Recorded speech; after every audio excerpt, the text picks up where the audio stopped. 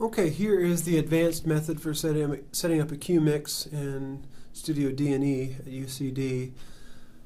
Again, you don't have to do this. You'll get the same amount of points for doing the basic way, but if you want to be an engineer, this is more along the lines of what I've seen professional tracking engineers do. Alright, so again we have the sound coming in. There's a tone plug out there, and we can get access to that sound if we pull up the preamp a little bit, the gain.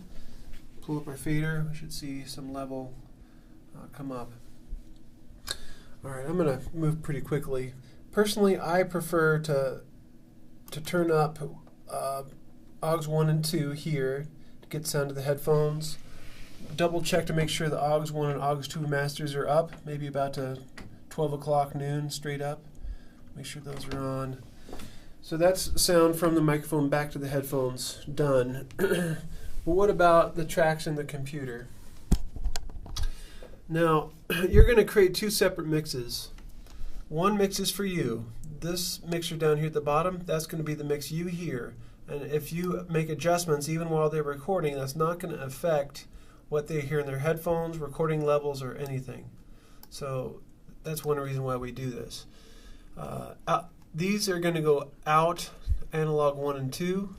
So that means that your mix is going to be on 17 and 18. This belongs to you.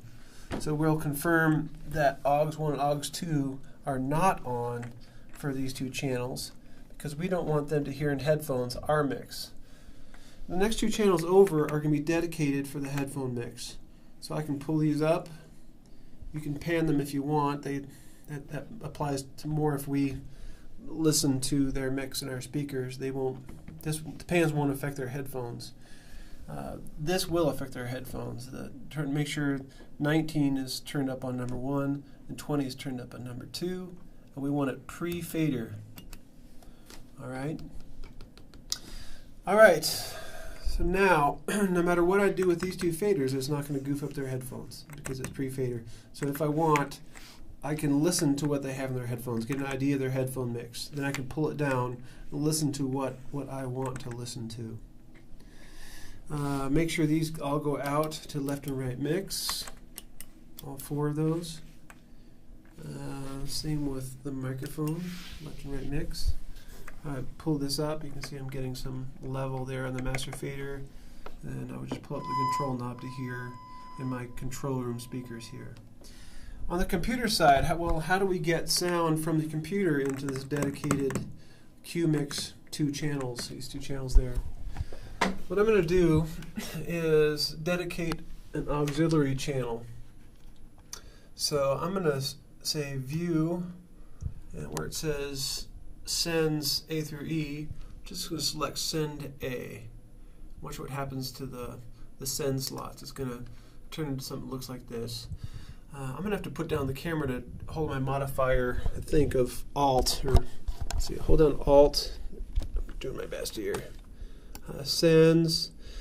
I'm going to send it to a bus. You could send it directly out to analog 3 and 4. It would do the same thing, but I like having kind of a master fader that receives all of the Q-Mix data.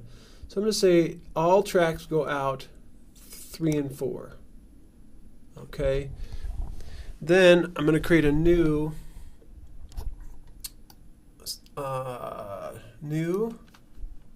stereo auxiliary track. Create. I'm going to name it Q, C-U-E. There we go. So the input from this would have to be that same bus, 3 and 4. So this has the potential to receive sound from any track. Then the output of this track is not going to be 1 and 2.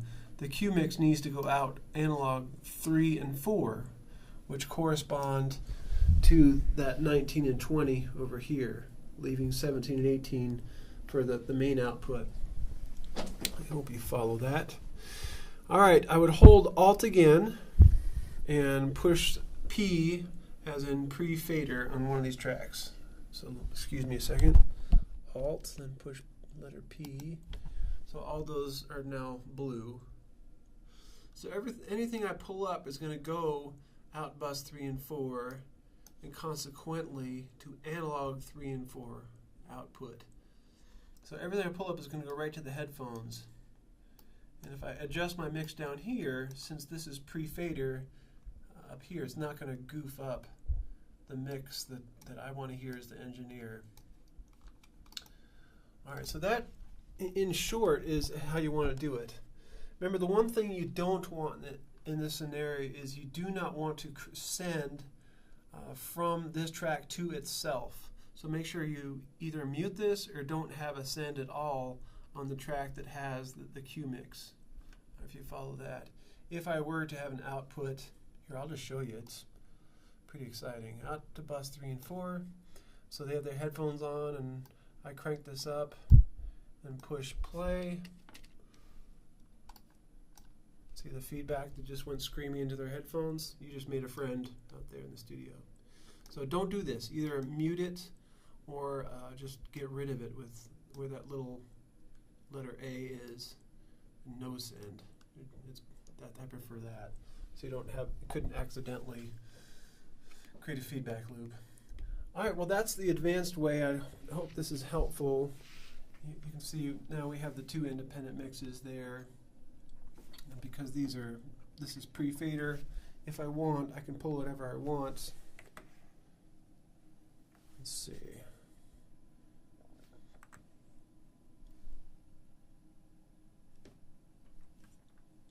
I hear a lot of tone plug and not a lot of All right, so here's my microphone level, so I can listen to that, and my pulling up my level here does not goof up their headphones because it's pre-fader. They still hear the same amount of microphone that they want to hear.